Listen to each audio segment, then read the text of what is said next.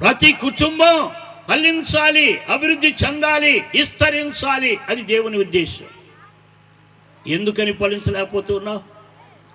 ఎందుకని దీవెనలు లేవు నీ కుటుంబంలో? ఎందుకని శాంతి నెమ్మది లేని పరిస్థితుల మధ్య ఉన్నావు? ఆలోచించి ఈ రాత్రి ఈ సందేశాన్ని వినాలి. దేవుడు పక్షపాతి కాడు. కొంతమంది అనుకుంటారు దేవుడు పక్షపాతేమో, ఆ కుటుంబాన్నేమో బాగా ఆశీర్వదించాడు, మమ్మల్ని ఏమో అప్పుల పాలు చేశాడని దేవుడు పక్షపాతి అనుకుంటూ ఉంటారు. దేవుడు పక్షపాతి కాదు.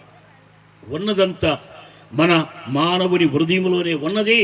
ఈ సత్యాన్ని గ్రహించి ఈరోజు నీ హృదయంలో దేవునికి స్థానాన్ని ఇస్తే, దేవుణ్ణి నీ కుటుంబంలోనికి చేర్చుకుంటే, కుటుంబ కేంద్రములోనికి ప్రభువుని గనుక ఆహ్వానించగలిగితే, ఈ రాత్రి నీ కుటుంబం దీవించబడాలి అని దేవుడు కోరుకుంటున్నాడు. యేసుస్వామి మాత్రమే కుటుంబాలను అభివృద్ధి కావాలని కోరుకునే దేవుడు.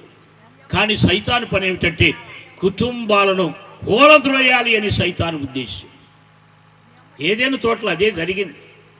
ఆదామవ్వల కుటుంబం ఆశీర్వదింపబడి ఫలించాలని దేవుడు కోరుకుంటే, ఆ కుటుంబంలో సైతాను ప్రవేశించి ఆ కుటుంబాన్ని పాడు చేసి విడిచాడు. నేడు జనాల్లో కూడా కుటుంబ వ్యవస్థ పాడైపోతూ ఉన్నది. ఏ కుటుంబాన్ని ఆశీర్వదించాలని దేవుడు కోరుకుంటూ ఉన్నాడో ఆ కుటుంబాలను సైతాను పాడు చేసి విడుస్తున్నాడు. ఈ రాత్రి ఆశీర్వాదం కావాలంటే దేవుని మాట వినాలి అని ప్రేమతో మనవి చేస్తున్నాను. దేవుడు పక్షపాతి కాడు.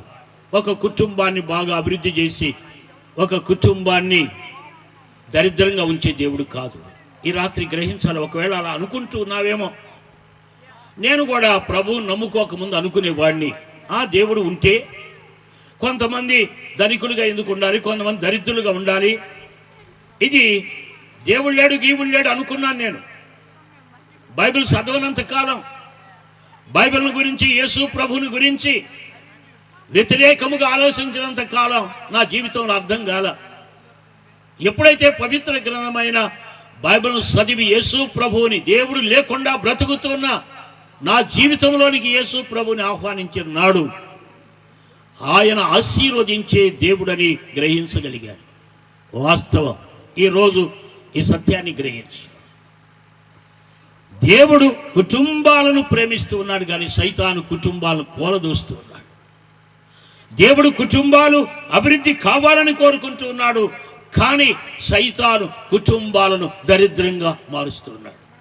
కారణం ఏంటంటే ఆశీర్వదించే దేవుణ్ణి కుటుంబాల్లోనికి మనం రానివ్వటం లేదు. అందుకే సైతాను వచ్చి కుటుంబ వ్యవస్థను పాడు చేస్తున్నాడు. ఈరోజు నువ్వు చెప్పగలవా, నీ కుటుంబ కేంద్రములో సృష్టికర్త అయిన దేవునికి ప్రథమ స్థానం ఉన్నదా?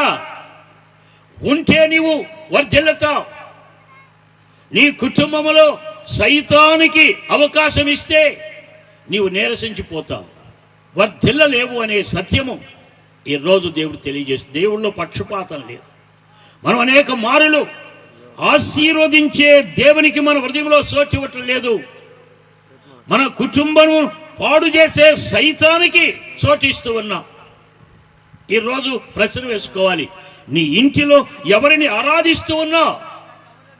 సృష్టికర్త అయిన దేవుణ్ణి ఆరాధిస్తూ ఉన్నావా, లేకపోతే నీ జీవితాన్ని పాడు చేసే సైతాన్ని ఆరాధిస్తూ ఉన్నావా?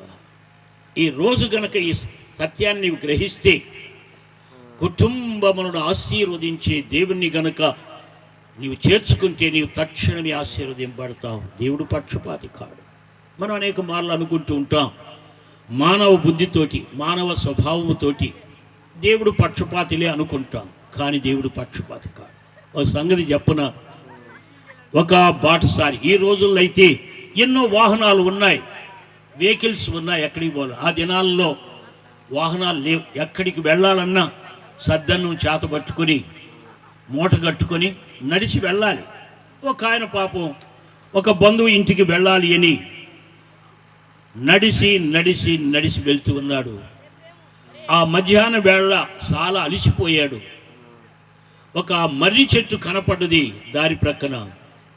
ఈ ఎండ వేడిని తగ్గిన తర్వాత వెళ్తానని ఆ మర్రి చెట్టు దగ్గరికి వెళ్ళి కాసేపు పండుకోవాలని పండుకున్నారు. పండుకొని పైకి చూస్తూ ఉన్నాడు.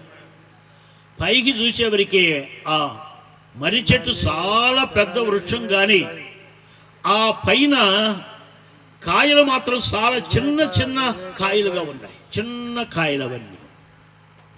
సరే, తన ప్రక్కన ఒక గుమ్మడి చెట్టు ఉన్నది, గుమ్మడి తీగ ఆ కంచకంతా అల్లుకొని ఉన్నది. అది చిన్న చెట్టు, గుమ్మడికాయలు ఇంతలావు ఉన్నాయి, ఇంతలావు కాయలు ఉన్నాయి.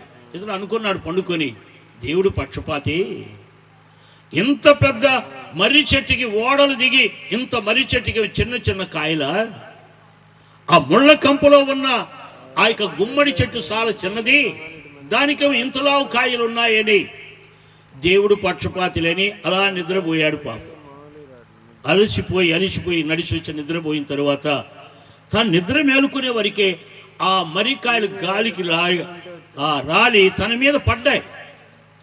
లేచేవరకే మర్రికాయలన్నీ తన మీద ఉన్నాయి.